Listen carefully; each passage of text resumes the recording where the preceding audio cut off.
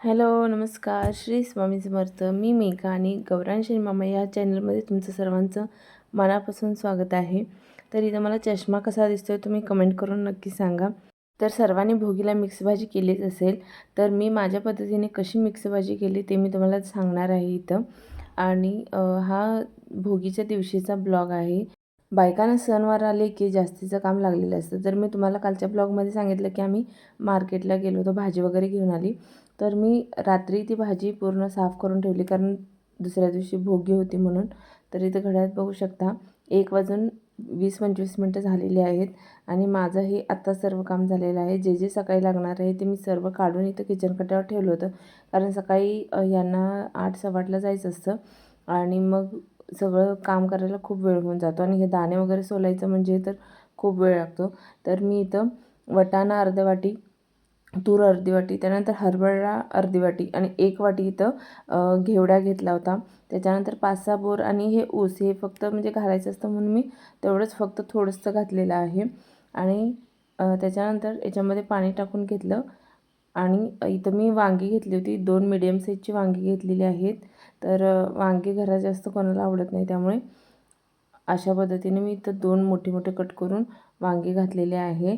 आणि त्याच्यासोबतच मी इथं गाजर, बटाटा हे कट करून घातलेलं आहे आणि कांद्याची पात आणि इथं लसूणची पात मिळते गुजरातमध्ये, ओल्या लसूणची पात. तर मी ती लसूणची पात इथे घातलेली आहे. कोणत्याही भाज्यांमध्ये ही लसूणची पात ना खूप छान लागते, त्यामुळे मी इथं ती वापरत असते. आणि सोबतच कांदा आणि टोमॅटो इतकंच मी भाजी घेतलेली आहे. जे काही अवेलेबल असेल ते वापरलं. गुजरातमध्येच इथं उंधियो तयार करतात. उंधियो म्हणजे आपण मिक्स भाजी करतो तसंच, पण ते लोकं ना खूप काही काही घालतात त्याच्यात. रताळं, सुरण आणि मेथीचे वाफलेले गोटे वगैरे असं सर्व मिक्स करून करतात. तर मी आपल्या पद्धतीने साधी सोपी भाजी करणार आहे. तर इथं मसाला बनवण्यासाठी ना मी एक अर्धी वाटी होईल इतकं शेंगदाणे घेतले आहेत आणि शेंगदाणे एकदम लो फ्लेमवरती चांगले भाजून घ्यायचे आहेत आपल्याला. शेंगदाणे भाजून होतायचे आहेत तोपर्यंत मी इथं कांदाही चिरून घेतले. 2 मीडियम साईजचे कांदे होते ते घेतले. अर्धी वाटी खोबऱ्याचे किस घेतलेला आहे, तेही छान व्यवस्थित भाजून घ्यायचं. आणि काहीतरी गडबडीत करायचं म्हणजे काहीतरी व्हायलाच हवं असं असतं. तर इथं मी तीळ वरती काढलेलं होतं, ते संपलं होतं, थोडं 1 चमचाच होतं. तर मी परत 1 चमचा याच्यामध्ये तीळ घातलेला आहे. आणि ह्या भाजीत ना मसाल्यामध्ये तीळ घातलं ना खूप छान लागतं, खूप टेस्टी लागते आणि एकदम स्मूथ असं हे मसाला होतो आपला आणि त्याची छान ग्रेव्ही बनते. तर एकदम कमी मसाला घालून मी ही भाजी करत असते. तर सोबत मी इथं एक 7-8 लसूण पाकळ्या आणि कोथिंबीर घातली, तेही बारीक करून घ्यायचं आहे. तोपर्यंत मी इथं तेल गरम करायला ठेवलेलं आहे. तर एक 3-4 चमचे तेल घेतलं, अर्धा चमचा मोहरी, अर्धा चमचा जिरं घातलं, ते छान तडतडलं. त्याच्यानंतर मी इथं कांदा घातलेला आहे. कांदाही व्यवस्थित भाजून घ्यायचा आहे आपल्याला. त्याच्यानंतर त्याच्यामध्ये मी टोमॅटो चिरून घेतलेला एक तो घातलेला आहे आणि सोबत मीठ घातलं, जेणेकरून टोमॅटो लवकर सॉफ्ट होईल. आणि हे व्यवस्थित मिक्स करून घ्यायचं. इकडे मी मसालाही तयार करून घेतलेला आहे. अगदी थोडंसं पाणी घालून मसाला एकदम स्मूथ अशी याची पेस्ट करून घेतलेली आहे मी, कारण मला ना मसाला याच्यात स्मूथ म्हणजे छान वाटतो. छान ग्रेव्ही असेल ना तर मला हे भाजी मिक्स भाजी आवडते, त्यामुळे मी अशाच पद्धतीने मसाला करत असते. आणि मसाला खूप जास्तही केला नाही, अगदी थोडासा मसाला बनवलेला आहे. तर 5-6 लोकांसाठी इतकं पुरेसं आहे, त्यामुळे मी इतकं असं बनवले. आता हा मसाला घालून घेतला आणि हे मिक्स करून घ्यायचं व्यवस्थित. वरून झाकण लावून मसाला मी व्यवस्थित शिजू देणार आहे. त्याच्यानंतरच आपण याच्यामध्ये भाज्या घालायच्या आहेत. आणि सोबतच इकडे नाश्ता वगैरे पण द्यायचा होता, त्याच्यामुळे मी चहा वगैरे करून घेतला आणि नाश्ता दिलेला आहे. तर त्याच्यानंतर मसाला आपला छान व्यवस्थित भाजलेला आहे, तो एकदा व्यवस्थित मिक्स करून घेतला आणि त्याच्यामध्ये लाल तिखट घातलेलं आहे. तर हे महाराष्ट्रीयन लाल तिखट आहे, ज्याच्यामध्ये आपले सगळे खडे मसाले वगैरे असतात.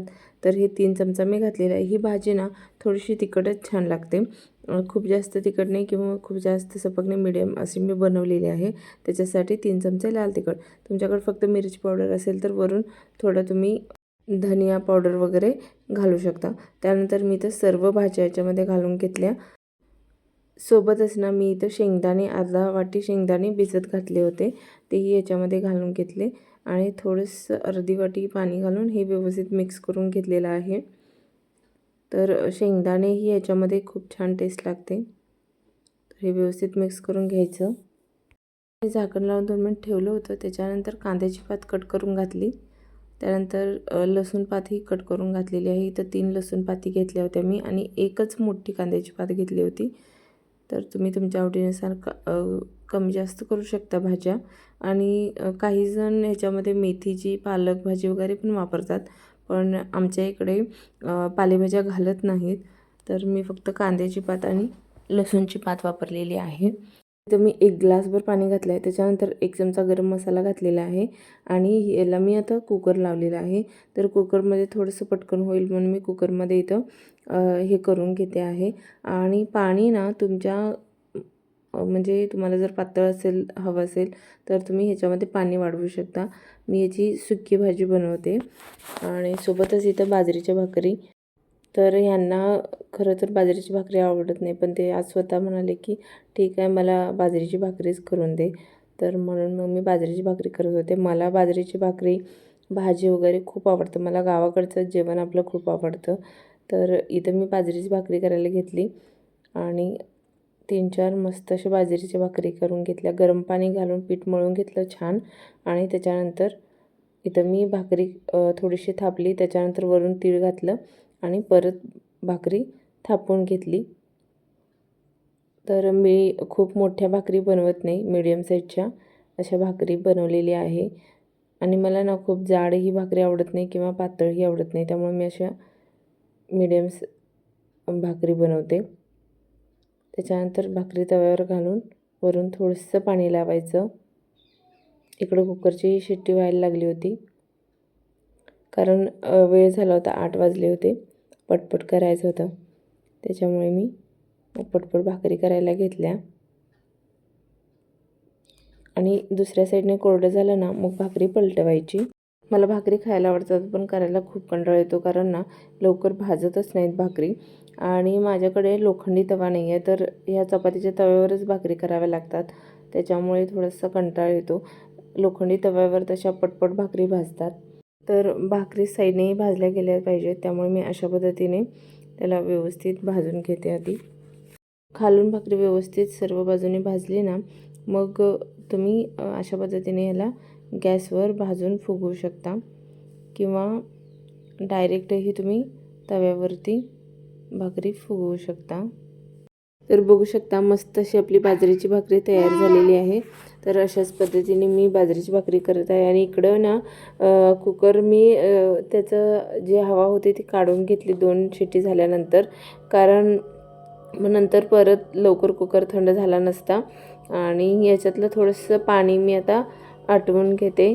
आणि भाज्याही बऱ्यापैकी शिजलेल्या आहेत, तर 1-2 मिनटं ह्याला मी अशाच शिजू देते. आणि इकडं दुसरी ही भाकरी तयार झालेली आहे.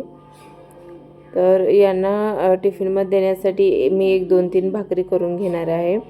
तर इकडे बघू शकता आपली भाजी छान अशी शिजलेली आहे आणि थोडीशी रबरबीत अशीच मी ही भाजी ठेवत आहे. भाजीही झाली आणि भाकरीही झाली. आता टिफिन भरते, तर 3 भाकरी द्यायच्याच म्हणून मी थोडा तुकडा काढून घेतला आहे. आणि त्याच्यानंतर मस्त अशी गरमागरम भाकरी. अशा पद्धतीने एकदा भाजी नक्की करून बघा ना, खूप टेस्टी लागते. आणि एकदाच फक्त भोगीला खावी अशी नाही आहे, ही भाजी खूप टेस्टी असते आणि खूप हेल्दी असते. आता थंडीमध्ये सर्व भाज्या मिळतात, तर नक्की सतत ही भाजी करून खायला हवी. म्हणून म्हणतात ना, जो न खाई भोगी तो होई रोगी. तर त्याच्यामुळे सर्व भाज्या खाता याव्यात यासाठी ही भोगीची प्रथा काढलेली आहे. तर इथं मी सर्व भाजी भाकरी करून घेतलेल्या आहेत. तर इथं मी ना ह्यांच्या आत्तींना भाकरी आणि भाजी देत होते, तर त्याच्यासाठी मी इथं जास्त भाकरी केलेल्या आहेत. आणि त्या दिवशी माझा उपवास होता, तर त्याच्यामुळे मग मला काही संध्याकाळीच खायला भेटणार होतं ही भाजी भाकरी, आणि मला खूप आवडते. तर तुम्हालाही ही भाजी आणि भाकरी आवडते का ते नक्की कमेंट करून सांगा. आणि तुम्ही अशाच पद्धतीने करता की कोणत्या वेगळ्या पद्धतीने करतात तेही कमेंट करून सांगायला विसरू नका. आणि आपलं चॅनल नवीन आहे, त्याच्यामुळे लाईक आणि चॅनलला सबस्क्राईब करायला अजिबात विसरू नका. तर राळ्याचा भात तर फार कोणी खात नाही, त्यामुळं थोडंसं इथं मी भात दिला होता आणि मी पहिल्यांदाच सुगड पुजले होते. तर इथं बघू शकता मी अशा पद्धतीने पुजलेलं आहे. तर मी हे पहिल्यांदाच पुजले. ह्याच्या अगोदर माझ्या सासूबाईच पुजायच्या, पण यावर्षी 4 महिन्या अगोदर माझे सासरे गेले, त्याच्यामुळं त्यांनी काही पुजलं नाही. त्यामुळे यावेळेस मला पुजायला लागलं होतं. तर मी अशा पद्धतीने पुजलेलं आहे.